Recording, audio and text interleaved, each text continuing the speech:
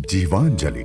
अगर आप अपनी चॉइसेस की फ्रीडम को मॉडर्न लाइफ कह रहे हैं तो चॉइसेस की फ्रीडम आपको अध्यात्म में भी मिलती है। इस वक्त पे वो कह रही हैं कि जहाँ इच्छा होगी, जिसके साथ इच्छा होगी उसी से विवाह करेगी, रोकने वाला कोई नहीं। वेदों में जो भाषा है ये छंद भाषा है, ये संस्कृत से भी कठिन है। इनिशियल स्टेजेस में आपको अध्यात्म में इन चीज़ों की पाबंदियाँ मिलेंगी। अच्छा, बहुत सारे लोगों का सवाल होता है कि स्पिरिचुअल तो हम बनना चाहते हैं, स्पिरिचुअल लाइफ हम जीना चाहते हैं, लेकिन साथ ही हमारी मॉडर्न लाइफ है, तो मॉडर्न लाइफ को स्पिरिचुअल लाइफ में कैसे बदलें और इसके लिए हम क्या करें? मॉडर्न लाइफ का अर्थ क्या है? जो हम आधुनिक जीवन जी रहे हैं, घूम रहे हैं, फिर रहे हैं, क्लबिंग कर रहे हैं और अपना पहनने का तरीका अलग है, घूमने का तरीका अलग है, वो अगर आप अपनी चॉइसेस की फ्रीडम को मॉडर्न लाइफ कह रहे हैं तो चॉइसेस की फ्रीडम आपको अध्यात्म में भी मिलती है। अध्यात्म के क्षेत्र में भी जो वास्तविक अध्यात्म है वो आपको फ्रीडम ऑफ चॉइस ही देता है कि तुम अपने अनुसार अपनी चीज़ों को चूज़ करो।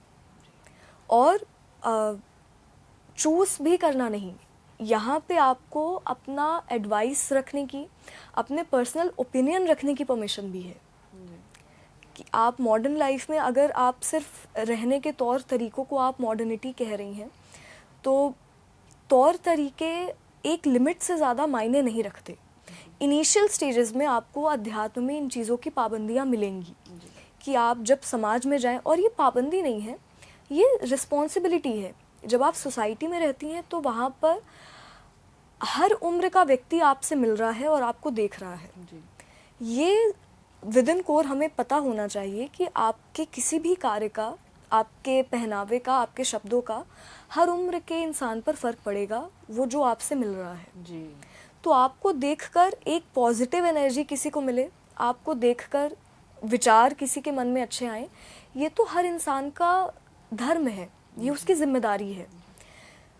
ये एक हमने कंपार्टमेंटलाइजेशन कर दिया एक चीज़ का। इसके बाद जब आप मॉडर्निटी में आगे बढ़ेंगे तो वहाँ पर विचारों की स्वतंत्रता मायने रखती है कि लिबरलिटी होनी चाहिए। आप लिबरल बिहेवियर के होने चाहिए, आपके विचार स्वतंत्र होने चाहिए, और जितनी स्वतंत्र विचारों की परमिशन आपको सनातन वैदिक धर्म में है उतनी कभी नहीं रही। यहाँ पे जब आप ऋग्वेद में कुछ ऐसी देवियाँ या नायिकाएँ हैं, उनके शब्दों को जब आप सुनेंगी, जैसे ऋग्वेद में कुल 11 या 12 ऐसी देवियाँ हैं जिनके बारे में बहुमत है कि इनके ऋचाएँ वेदों में मिलती हैं, ऋग्वेद में स्पेशली मिलती हैं।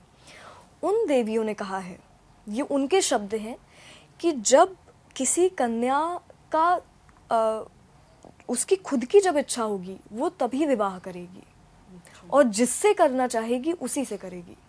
ये आपको ऋग्वेद में मिलता है। अच्छा, इससे ज़्यादा मॉडर्निटी क्या हो सकती है? बिल्कुल सही बात। कि उस वक्त पे, जिस वक्त पे वैदिक काल है, वैदिक काल आई थिंक ये आपकी एनसीईआरटीज़ में जो मेंशन है कि वो 1100 बीसी उसके आसपास आप मान सकते हैं। इस वक्त पे वो कह रही हैं कि जहाँ इच्छा होगी, जिसके साथ इच्छा होगी उसी से विवाह करेगी, रोकने वाला कोई नहीं है। ये विचार उस वक्त के लोगों के हैं। तो जो मॉडर्निटी आपको यहाँ मिलेगी वो कहीं नहीं मिलेगी। बस फ़र्क इतना है कि विचारों की स्वतंत्रता मायने रखती है।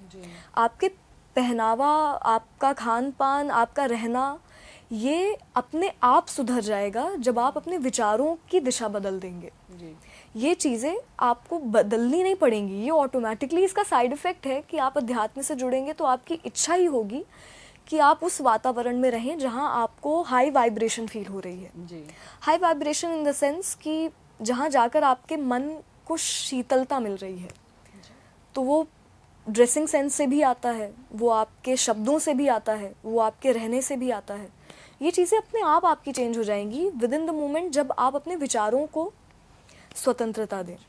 जब आप ये बात कर रहे हैं तो मेरे मन में एक प्रश्न आ रहा है, क्या आप ये सोचती हैं कि जो हमारा सनातन धर्म है या जो हमारी वेद पुराण की बातें हैं वो कुछ कठिन शब्दों में लोगों को पता है, ऐसी सरल भाषा में लोगों तक नहीं पहुँची? जी, ये बिल्कुल वैलिड है। उसका कारण ये भी है कि जिस वक्त पे ग्रंथों का कंपाइलेशन हो रहा था ये काफ़ी लंबा समय चला।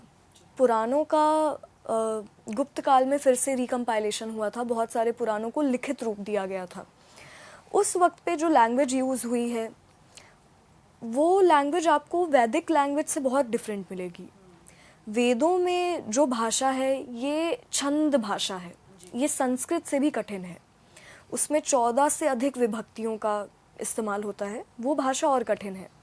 जो सबसे टफ लैंग्वेज है, जिसको सुन के कई बार आपको डाउट आ सकता है कि ग्रंथ में ऐसा कैसे, वो ब्राह्मण ग्रंथों की लैंग्वेज है।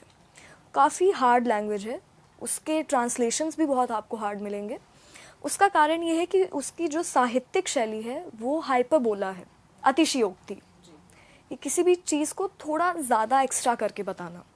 ब्राह्मण ग्रंथों में यज्ञ के नियम बहुत कठोर बनाए गए थे, इसलिए बनाए गए थे कि जिस वक्त पे यज्ञ करने वाला मनुष्य है वो स्ट्रिक्ट सेलिबेसी फॉलो करे।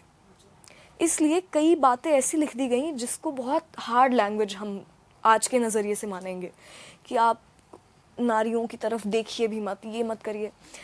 लैंग्वेज यूज़ है क्योंकि उसका साहित्यिक तरीका ही यही है कि वो अतिशयोक्ति प्रयोग करते हैं, किसी भी चीज़ को थोड़ा हार्ड वे में कहना, वो हमें थोड़ा हार्ड मिलता है। पर टाइम टू टाइम जैसे ही कंपाइलेशन और होता गया, तो लास्ट का जो टाइम था जब पुराणों को कंपाइल किया जा रहा था, तो वहाँ पे आपको नॉर्मल लैंग्वेज मिलती है। आपको इंटरपोलेशन भी मिलता है कि कुछ चीज़ें बहुत बाद में आके आपको कई कथाएं मिल गई। उन कथाओं को इसीलिए हमें ये जानते हुए पढ़ना चाहिए कि ऐसा नहीं है कि ये वेद में भी मिलती है या फिर प्राचीन ग्रंथों में भी पूरा प्रमाण है। हम नहीं पता कर सकते कौन सी बहुत प्राचीन है, कौन सी बाद में आई हुई है। तो ये सब जानते हुए आप ग्रंथों को पढ़ें। और दूसरी चीज़ है बताने का तरीका, कि किसके बताने का तरीका कैसा है। कोई है जो उन्हीं शब्दों को बहुत लाइट वे में बता सकता है। जैसे भगवान कृष्ण गीता में बिल्कुल भी हार्श शब्दों का यूज़ नहीं कर रहे। उनके शब्द बिल्कुल भी ऐसे नहीं है कि किसी को बुरा लग जाएगा, किसी को नहीं बुरा लग सकता। और इसलिए बोलते हैं कि गीता पढ़नी चाहिए, बिल्कुल पढ़नी चाहिए, जीवन का सार मिल जाता है। बिल्कुल मिलेगा। वो किसी भी बैकग्राउंड का हो, किसी भी कास्ट का हो, कोई भी व्यक्ति हो, वो गीता पढ़ के उसे बुरा नहीं लगेगा। बट हो सकता है कि कई बार आपको लैंग्वेज के कारण, जस्ट कि आपने ट्रांसलेशन कैसा किया है, क्योंकि आप संस्कृत को जब तक हिंदी, हम तो हिंदी ट्रांसलेशन पढ़ेंगे, नॉर्मल लोग तो हिंदी ट्रांसलेशन पढ़ेंगे, जो उन्हें संस्कृत से जो पर्टिकुलर पब्लिकेशन ने जैसा ट्रांसलेट किया है आप वही पढ़ेंगे। पब्लिकेशंस में भी आपको डिफरेंस मिलता है। गीता प्रेस वाले बहुत आसान शब्दों में लिखते हैं सब कुछ। कुछ ऐसी पब्लिकेशंस हैं जो आपको उन्हीं में हार्श शब्द दे देंगी। यथार्थ गीता भी मैंने पढ़ी है। यथार्थ गीता, हाँ। अब कुछ तो गीता के ट्रांसलेशन भी कुछ लोगों ने बहुत हार्श कर दिए हैं। तो ये भाषा पे निर्भर है, भाष्यकार पर निर्भर है कि आप ऋग्वेद में ही जब दयानंद सरस्वती जी का कमेंट्री पढ़ेंगे, भाष्य पढ़ेंगे, तो उसकी लैंग्वेज बिल्कुल अलग है। और जब आप सायन ऋषि जी का भाष्य पढ़ेंगे तो उनकी बिल्कुल लैंग्वेज अलग है। तो ये मनुष्य पे निर्भर है। कोई बहुत प्यार से समझा देता है, कोई उसी चीज़ को बहुत स्ट्रिक्ट होकर बताता है। तो हमें प्यार से ही समझना चाहिए। अगर आपको हमारा ये वीडियो पसंद आया हो तो हमारे चैनल जीवांजलि को सब्सक्राइब करें